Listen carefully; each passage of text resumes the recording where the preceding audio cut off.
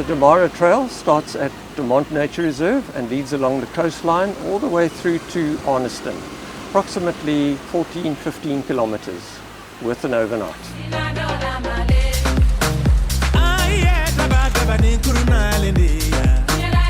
The Mond Nature Reserve is located along the coastline between Scrapesby and Arniston. It's a relatively small reserve of 1,500 hectares. It was proclaimed almost 40 years ago in 1986 to protect the Herningnes estuary, the natural functioning of the estuary, and the associated wetlands and dune fields.